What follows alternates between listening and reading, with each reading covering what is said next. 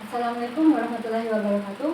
Perkenalkan, nama saya Salma Desmaseri dengan NIM 2120101101. Di sini dalam mata kuliah Hukum Acara Pidana yang diampu oleh dosen Bapak Antoni SHMHum. Di sini saya akan menjelaskan mengenai dua asas, yaitu equality before the law. Equality before the law ialah asas di mana seorang harus tunduk terhadap hukum peradilan yang sama. Sederhananya, equality before the law mengandung makna bahwa setiap orang itu sama, setiap manusia itu sama atau setara di mata hukum.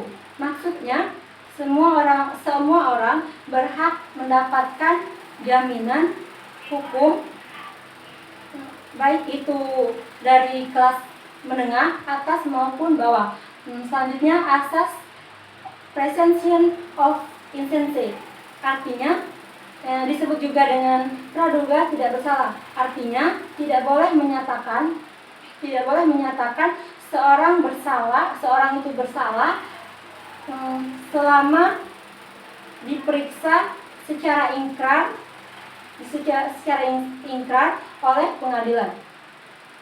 Selanjutnya, pra-peradilan dan fungsi pra-peradilan.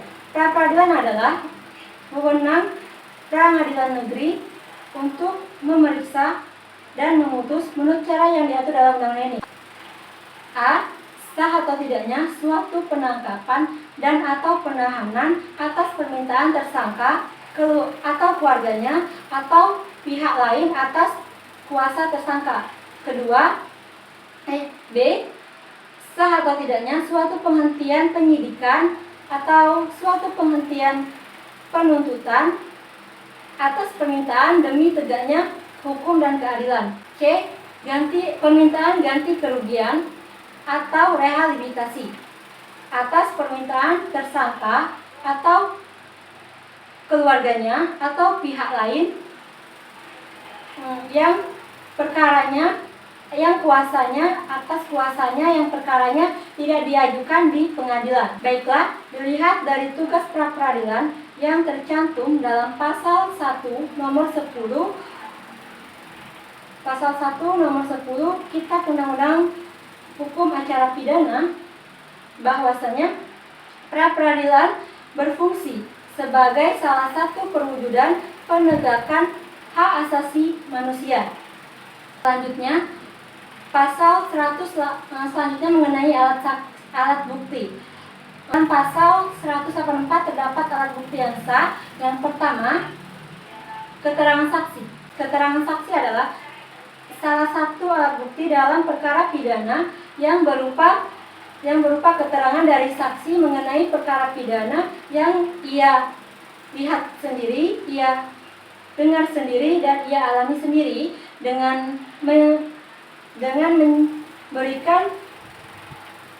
memberikan alasan atau pengetahuannya itu. Kedua, keterangan ahli. Keterangan ahli adalah keterangan yang diberikan seseorang yang memiliki keahlian khusus mengenai perkara pidana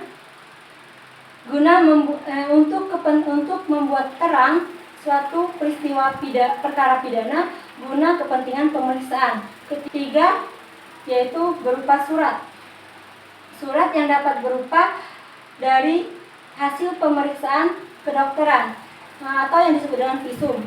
Keempat, petunjuk dapat berupa CCTV. Kelima, keterangan terdakwa. Keterangan terdakwa ialah terdakwa diberikan kesempatan untuk memberikan keterangannya. Namun dalam keterangan terdakwa bisa digunakan atau tidak, karena terdakwa dapat mementingkan dirinya sendiri atau berbohong dalam memberikan keterangan. Selanjutnya, pasal 183 Kitab Undang-Undang Hukum Acara Pidana ialah hakim tidak boleh menjatuhkan pidana seseorang kecuali apabila dengan sekurang-kurangnya dua alat bukti yang sah yang menunjukkan bahwa ia benar-benar melakukan suatu tindak pidana tersebut dan terdakwalah yang bersalah. Mungkin itu saja yang dapat saya sampaikan. Wabillahi taufiq wal hidayah. Wassalamualaikum warahmatullahi wabarakatuh.